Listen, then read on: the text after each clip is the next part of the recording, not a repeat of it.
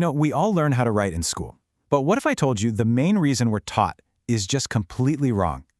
Today, we're going to dig into the secret power of writing, and it's a power that's way less about just communicating and way more about how to think. I mean, just think back for a second.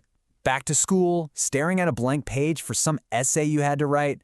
What was the point of it all? If you're like me, you were probably given a pretty simple reason. But the real reason? Oh, that's something else entirely. It's way, way more important. Okay, so let's start with a problem that I think we can all agree on. Writing is, well, it's hard. But you know what? It's not just hard to do. It's incredibly hard to teach. And that right there is where the trouble really starts. Isn't that kind of strange when you think about it? If writing is this super critical skill, why are we generally so bad at teaching it? Well, a huge part of the answer actually has to do with the feedback you get, or don't get. Just put yourself in a teacher's shoes for a minute. You're trying to grade a really bad essay.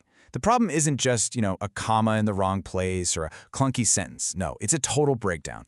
The words are wrong, the paragraphs don't connect, the entire logic of the thing is just flawed. Where do you even start to fix that? It's basically an impossible task, and it points to a much deeper problem with how we approach writing. And because teaching it is so overwhelming, what happens? We fall back on the easiest possible explanation for why anyone should bother writing in the first place. The real purpose, the thing that should actually motivate us, it just gets completely buried under how hard it all seems. Does this sound familiar? You need to write this essay because you need to get a good grade. Come on, we've all heard that a million times. And what does that do? It turns writing into just another chore, right? A box you have to check, a hoop you have to jump through. Not a real skill you're trying to build for yourself. But that is a terrible reason to do anything. It completely strips this incredibly powerful skill of all its meaning. So if the point of writing isn't just to get the grade, then what on earth is it? And this is the huge shift in thinking that we've been missing all along. We're told writing is just transactional. You do the assignment, you get the grade. But its real purpose is totally transformational.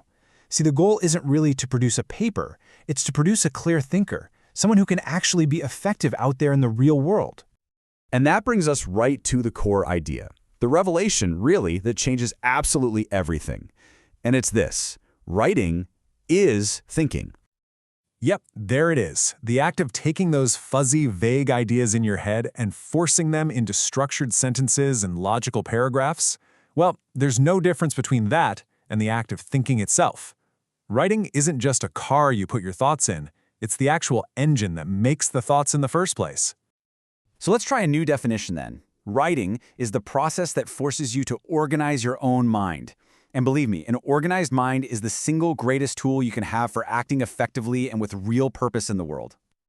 So what does this actually mean for you? What are the consequences of this idea? Well, if writing truly is thinking, then becoming a good writer means you've basically just forged your most powerful weapon. This power, the power of articulation, it changes the whole game. It means you can put together arguments that people literally can't ignore. You can speak persuasively. You can lay out a proposal so clearly that it's a no-brainer. You can actually win the battles you decide to take on. This is how you gain influence. This is how you create opportunities for yourself and get people to give you what you need, whether it's their time or their money. Deadly.